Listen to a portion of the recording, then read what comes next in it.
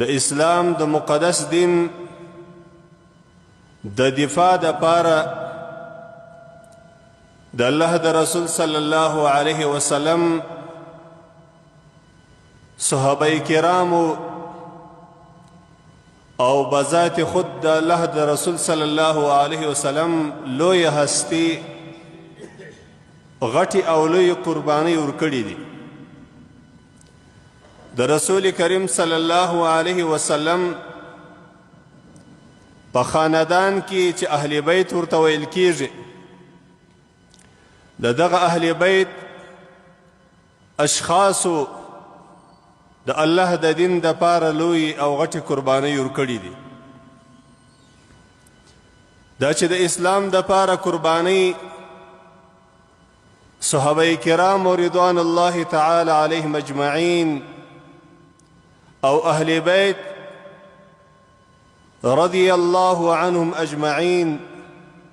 دی ورکړي دي. په هغو قربانیو کې هغه یوه عظیمه قربانی او ستره او لویه غزا د احد وه. د احد په غزا کې چې کله صحابه کرامو په ډیره میړانه باندې او په ډیر شجاعت باندې الله د دین د دفاع دپاره وجنګېدل، نو تقریبا 80 نفره صحابه کرام شهیدان سوه. د ډیرو شهیدانو د کېدلو سبب او د اسبابو د نه وجود په خاطر باندې رسول کریم صلی الله علیه وسلم امر وکړي چې تاسې قبرونه وکیندئ، لحدونه جوړ کړي، خو په یوه قبر کې به دوه صحابه کرام درې صحابه کرام ښخومه. د الله د رسول صلی الله علیه وسلم امر و چې شهیدان ډیر سوي دي، د کفنو بندوبست یې نسته، نو په یوه قبر کې به 2 نفره او 3 نفره ښخوم. د الله د رسول صلی الله علیه وسلم امر و د دغو شهیدانو په باره کې. خو عجیبه یوه خبره راځي مخته، هغه دا ده چې رسول کریم صلی الله علیه وسلم د بعضې صحابه کرامو دپاره بلکل کفن نسته، صرف یوه شړۍ ده، یو ټوکر دی چې کله یې پر مخ باندې ورواچي پښې یې لوڅې دي، او چې کله یې پر پښو باندې ور اوار کړي مخ یې لوڅ سي. د رسول کریم صلی الله علیه وسلم صحابه کرامو د الله د دین د دفاع دپاره د الله د رضا دپاره دغه قربانۍ ورکړي دي. خو یوه خبره ډیره د تعجب خبره ده او زموږ او ستاسې د فکر او د سوچ خبره ده چې موږ و دغې خبرې ته سوچ وکړو. رسول کریم صلی الله علیه وسلم دغه شهیدان چې د احد پر میدان باندې سوي دي په خپل مبارک لاس باندې ښخوي او په لحد کې ایږدي، خو په یو ترتیب باندې رسول کریم صلی الله علیه وسلم دغه شهیدان ایږدي. هغه ترتیب دا رقم دی چې کله ولحد ته دغه شهید کښته کوي نو 2 شهیدان په یوه لحد کې ایږدي یا 3 شهیدان په یوه لحد کې ایږدي. حضرت رسول کریم صلی الله علیه وسلم پوښتنه کوي چې په دغو شهیدانو کې د کوم یو ډیر قرآن زده و، د کوم یو ډیر قرآن یاد و. صحابه کرام رضوان الله تعالی علیهم اجمعین ورته ښیي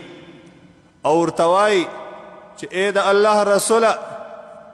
د دغه پلانکي صحابي قرآن ډیر یاد و،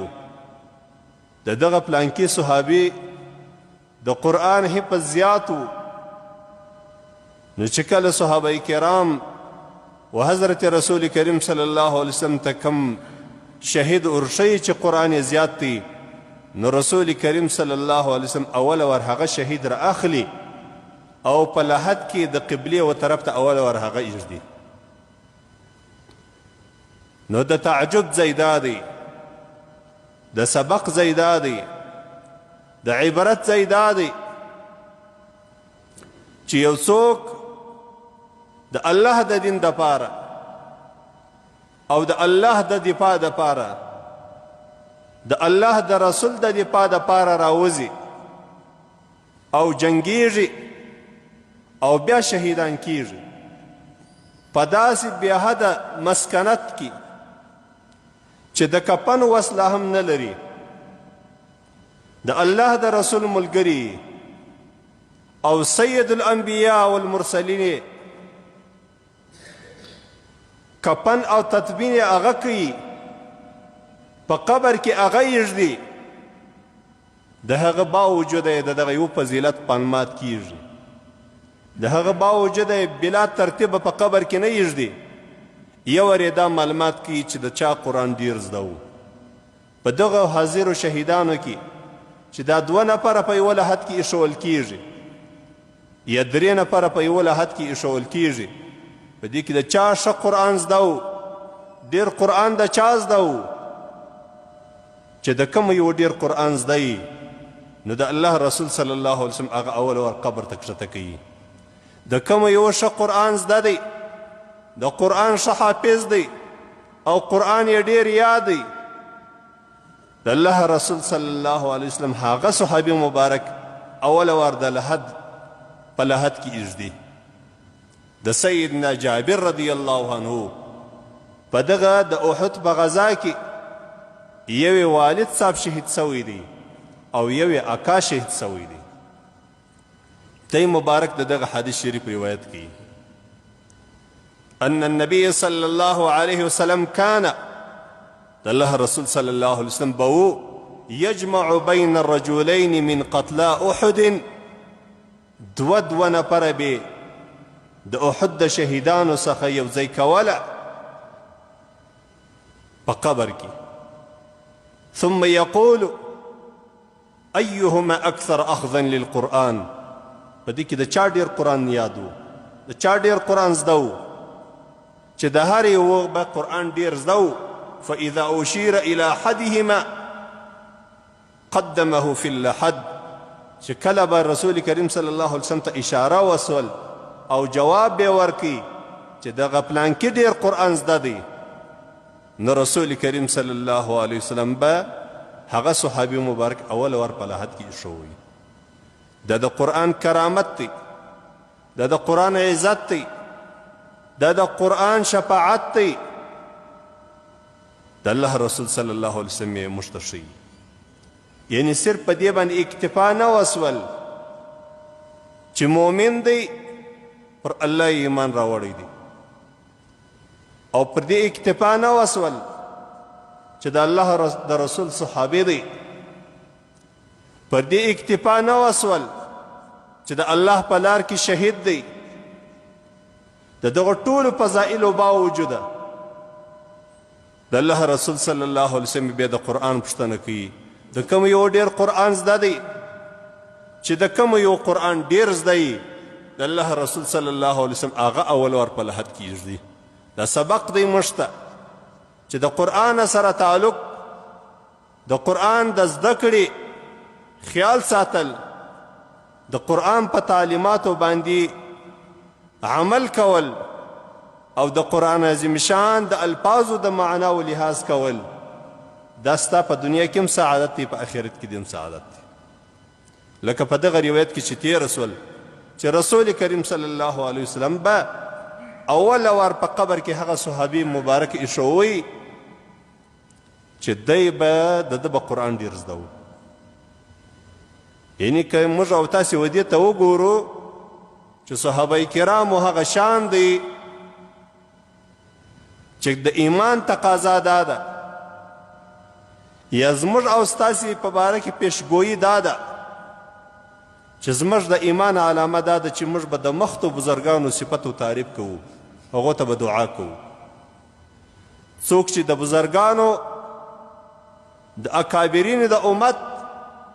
چې هغه صحابه کرام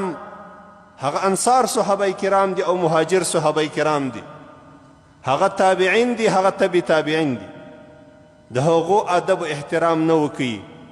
نو هغه انسان د مسلمانانو چې کمی جمع دي او تقسیم دی د هغو تقسیم څخه وتلی دی. په قرآن عظیم شان کې په سورت حشر کې په 10 نمبر آیات کې الله جل جلاله د مؤمنانو تعریف په دې باندې کړی دی. دا زموږ او ستاسې د زمانې د مؤمنانو تر قیامته پورې راتلونکي مؤمنان.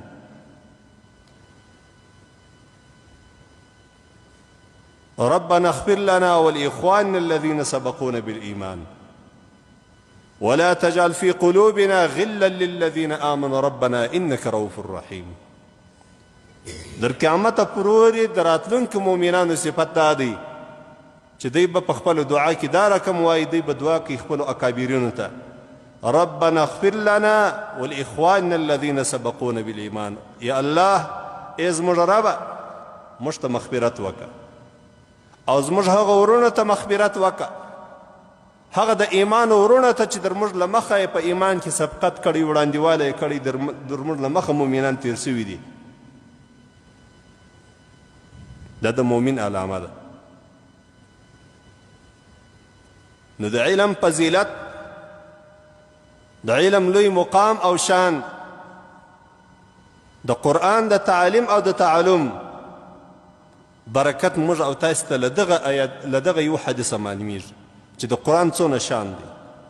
د قرآن عظیم شان څونه مقام دی، څونه لویه مرتبه ده. د قرآن په یادېدلو او زده کېدلو باندې الله جل جلاله د مؤمن څخه څونه راضي کېږي، او د الله او د الله د رسول په نیز باندې د قرآن عظمت او قدر څونه دی.